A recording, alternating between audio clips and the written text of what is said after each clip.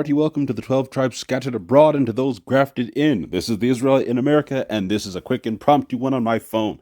Don't worry, we've got some other presentations coming, but my gosh, something new is happening every day. This one, this story, it's on other sites, but this one comes from USA Today.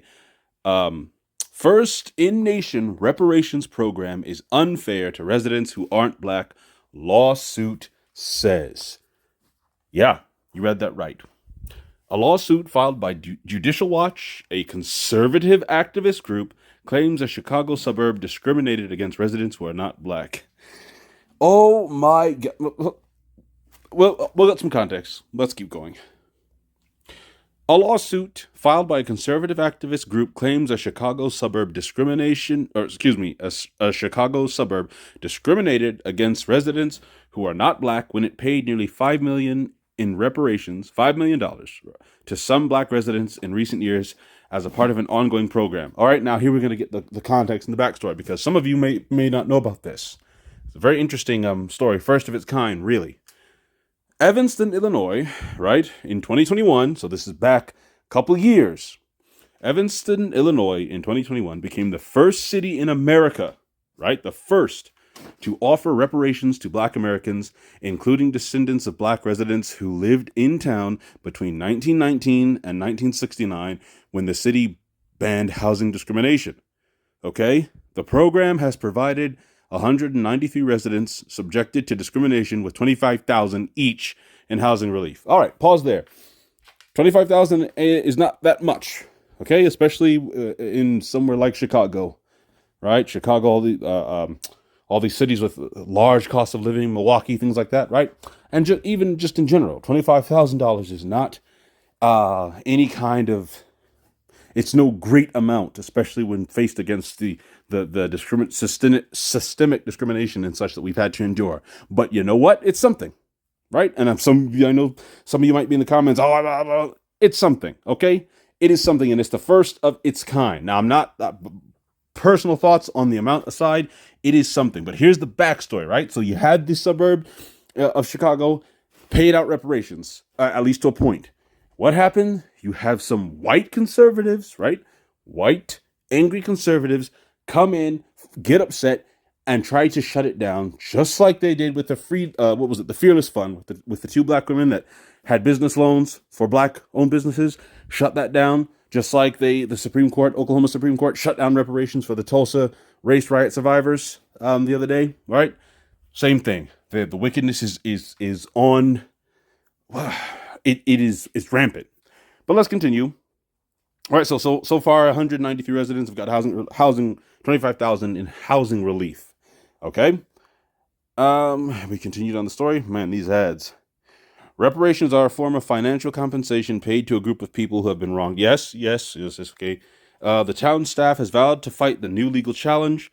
In an email to USA Today, Cynthia Vargas, the city's communications and engagement manager, wrote that Evanston will vehemently defend any lawsuits brought against our city's reparations program. So at least the people that are doing the legislating are saying, well, we're not going to take it lying down.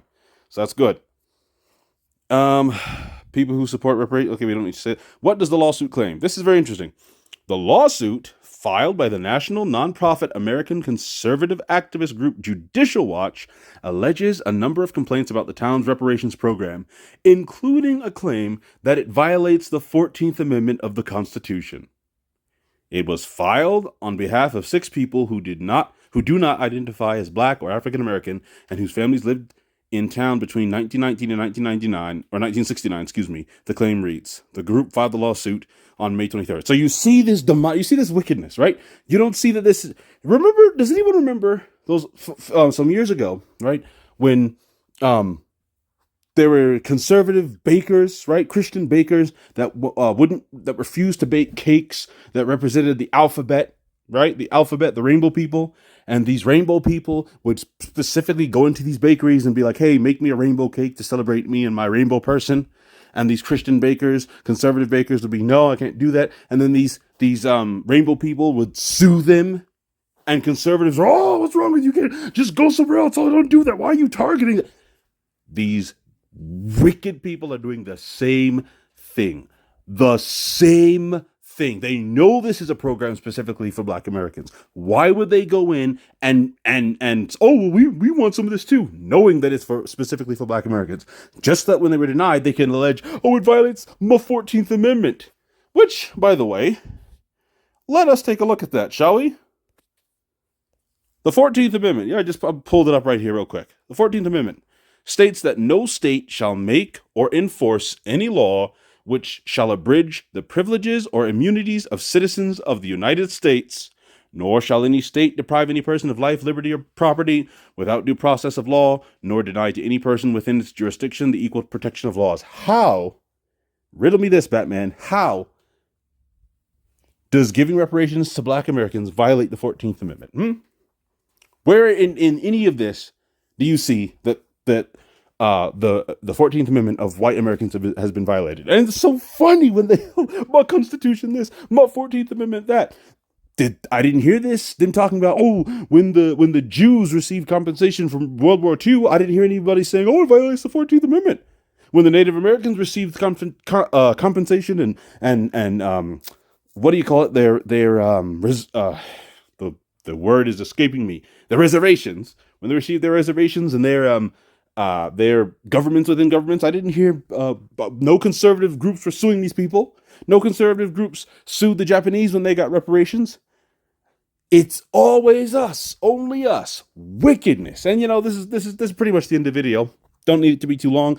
I think what I'm gonna do for my next presentation or one very soon is I'm gonna compile a list of all the recent things of this nature and worse that have been happening to Black Americans.